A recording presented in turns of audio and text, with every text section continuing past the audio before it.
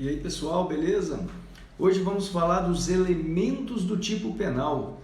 Ora gente, conforme a dogmática jurídico-penal, o tipo penal sendo um modelo descritivo abstrato de uma conduta considerada criminosa, possui elementos inseridos nele que, a depender de sua descrição, poderão ser encontrados, então, elementos objetivos, elementos normativos ou elementos subjetivos. Vamos lá. Elementos objetivos. Vamos falar desse primeiro. Os elementos objetivos do tipo penal são aqueles inseridos no tipo penal que tratam sobre a materialidade do fato e que são detectados pelos sentidos humanos. Certo, gente? Estes elementos são circunstâncias externas descritas na conduta criminosa que podem ser detectados pelo autor ou por outra pessoa, certo, gente? Como exemplo disso, vamos citar aqui o seguinte, o lugar, os meios empregados para o crime, coisas, entre outros elementos.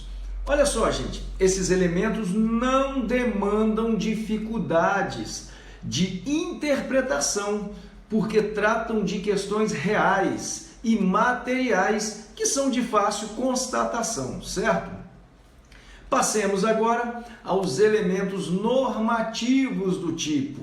Olha só, os elementos normativos do tipo penal são aqueles inseridos no tipo penal que, para a sua efetiva interpretação, é necessário que se faça um juízo axiológico, ou seja, faça-se uma análise jurídica, jurídica, social, cultural e religiosa, em qualquer área de conhecimento que demande um juízo valorativo para a sua melhor interpretação.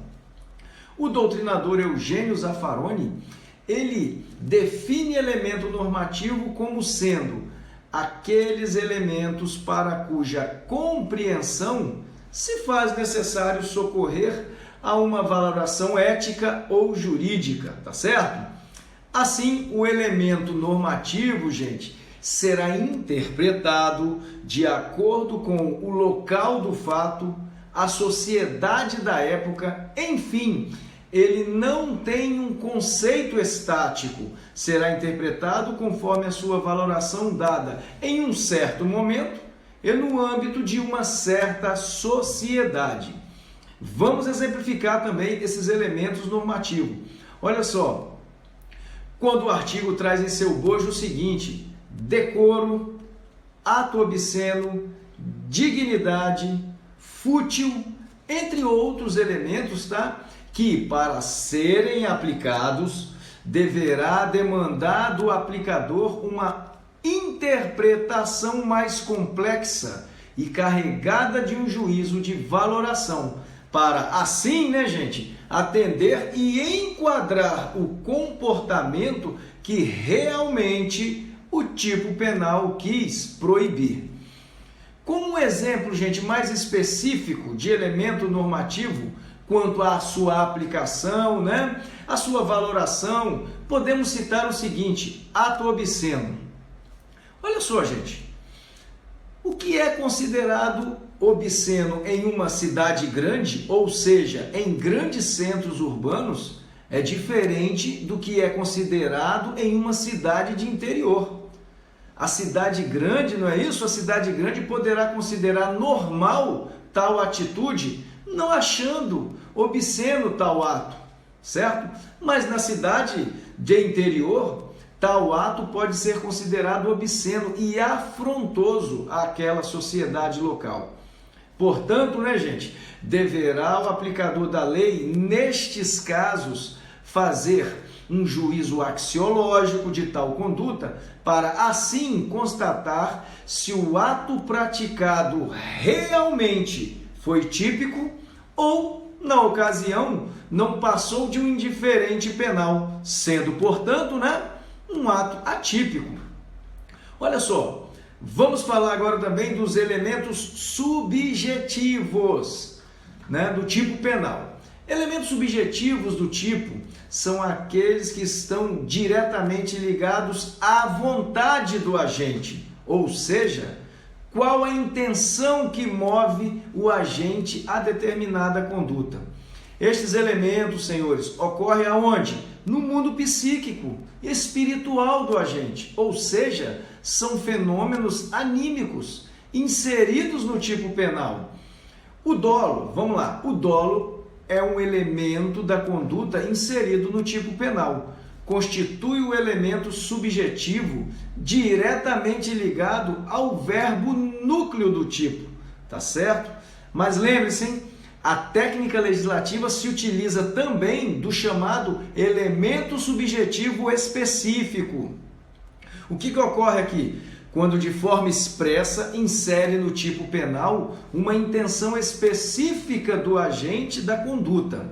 Assim, gente, temos no Código Penal presente o elemento subjetivo específico do tipo nas expressões. Olha só, né? As expressões do tipo com o fim de obter, para si ou para outrem, ou com o intuito de, entre outros mais descritos nos tipos penais, tá certo?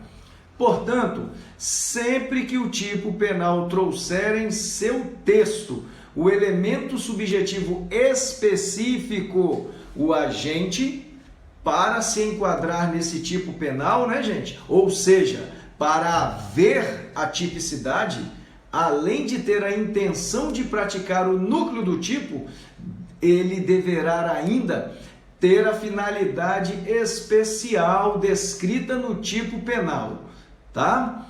Por isso, quando o tipo penal descrever em seu bojo o elemento subjetivo específico e na conduta do agente, no caso concreto, não estiver presente a finalidade específica, ocorrerá a atipicidade da conduta. No sentido de quê, gente? No sentido de dar lugar a outra conduta criminosa ou a nenhuma, tá certo?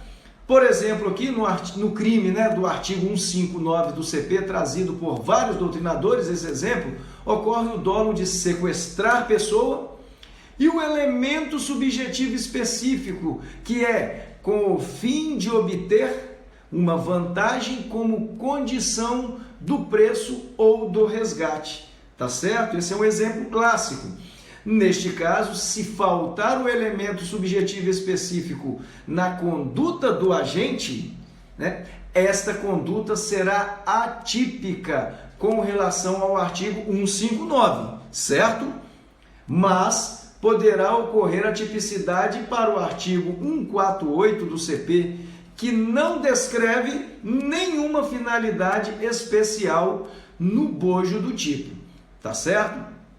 Já, gente, no crime do artigo 155 do CP, que tem por nome injúris furto, temos o dolo de subtrair, que é o elemento subjetivo inserido implicitamente no fato típico, somado ao elemento subjetivo específico expresso no tipo, que traz uma finalidade especial de agir na expressão para si ou para outrem, para que ocorra a tipicidade, pois sem esse fim especial, né, senhores, de agir presente no caso concreto, a conduta torna-se atípica, não ensejando qualquer outra conduta.